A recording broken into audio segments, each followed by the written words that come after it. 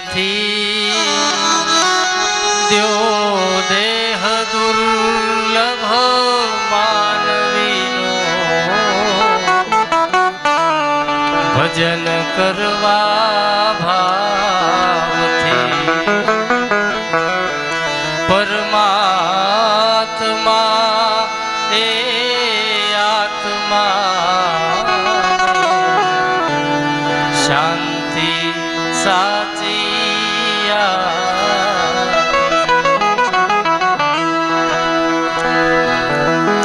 મુછો મરડતા મહીપતિ કઈ ગજબ હતા ગંભીર સબળા એના શરીર તોય અમે એને મહાણી દીઠા જવાનું તો આ જગતમાં બધાયને છે જ તે, પણ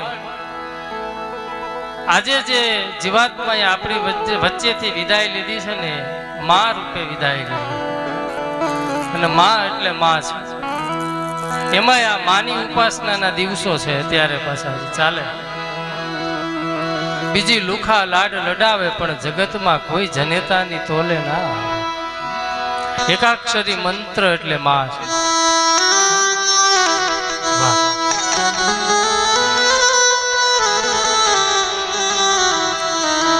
દુનિયામાં કદાચ વધારે મંત્રો ન આવડે પણ એક માં રૂપી મંત્રનું પણ જેને રટણ થઈ જાય ને એનો બેડો પાર થઈ જાય.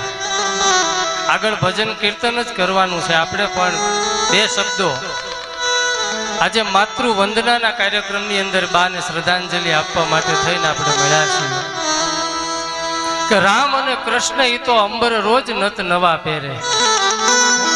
રામને કૃષ્ણને એના પૂજારી રોજ ને વાઘા બદલાવે, પણ દિગંબર ઓલો ભોળિયો ભમે કારણ કે એને માં નહોતી માનડા.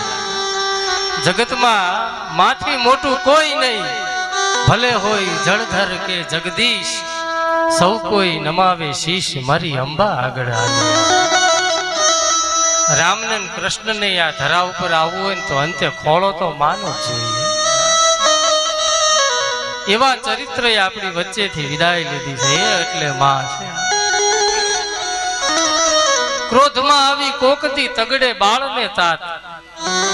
ક્યારેક બાપા ખીજાય પણ જનનીની જુદી જાત એનો ભાવ નો ફરે ભૂતરા. એનો ભાવ માનો ભાવ અચળ ભાવ છે, ઈ કોઈ દી ફરે નહીં. એવું પાત્ર એટલે માં છે. આજે વાઘાણી પરિવારને આગળ બાની પાછળ ભગવાનના રામ નામ સંકીર્તનમ કરવા ધીરુભાઈ ગઢાદરા અમારા લાખ્યાણીથી જીવદયા રામ દરબાર પરિવાર આવું સુંદર મજાનું રામ દરબારનું આયોજન કરતા હોય.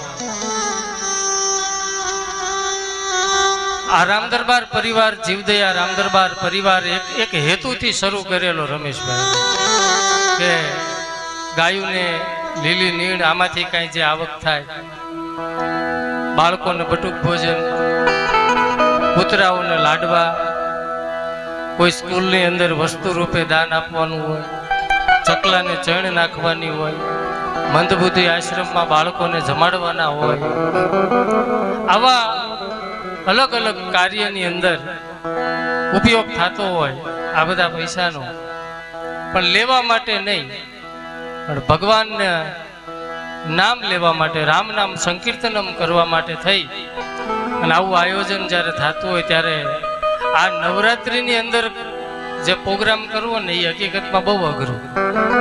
કારણ કે અત્યારે સારા જે કલાકારો છે એ બધા બુક થઈ ગયેલા હોય, પણ બાની ઈચ્છા હશે કંઈક ને ભગવાનની ઈચ્છા હશે કે એવા બધા આજે કલાકાર તો ન કહી શકાય, કોઈ કલાકાર તરીકે અમારી જોડે આવતા નથી, ભગવાનનું નામ લેવા માટે બધા આવે છે. ભાઈ શ્રી અમારે તોતણિયાળાથી ભાઈ પ્રભાતભાઈ અત્યારે ઉપસ્થિત છે, બોટાદથી અમારે કાંતિભાઈ, ભાઈ ભોલાભાઈ અમારે તોતણિયાળાથી, અમારે પ્રવીણભાઈ રામ દરબારની અંદર અડીખમ સેવા કાયમ હાજર હોય, બેન્જોની અંદર સંગત આપી રહ્યા છે, ઠેઠ પાલીતાણા પાસે નેહડી ગામ. પણ અમારું જ્યારે આમંત્રણ હોય ત્યારે હંમેશા હાજર હોય એવા ભાઈ શ્રી જયસુખભાઈ સોલંકી યુટ્યુબ ચેનલની અંદર જયસુખ સોલંકી ઓફિશિયલ લખો તમે તો ભાઈના ઘણા વિડીયો આપણને જોવા મળે. અને માત્ર બેન્જો વાદક નહીં, કંઠ એક, અવાજ અનેક, આગળ આપણને એનો પણ લાભ લેશું. સાથે ભજન, સંતવાણી, રાસ ગરબા, તબલાની અંદર આપણા વિસ્તારનું બહુ સારું નામ એવા તાજ પરથી આપણા આમંત્રણને માન આપીને ભાઈ શ્રી ધનજીભાઈ મેયર અત્રે ઉપસ્થિત છે. સાથે અમારા રામ દરબારની અંદર લાખિયાણીથી પ્રદીપ બાપુની કાયમ હાજરી મંજીરામાં હોય છે. આ બધાયનો જીવદયા રામ દરબાર પરિવાર વતી હું ફરી વખત ખૂબ ખૂબ આભાર માનું. અને વધારે વાતો કર્યા વગર આગળ ઉપર સમય મળશે તો આપણે લોક સાહિત્યની, મારો વિષય છે લોક સાહિત્યનો, જે ઘણી બધી વાતો સાહિત્યમાં મા વિશે આપણા કવિ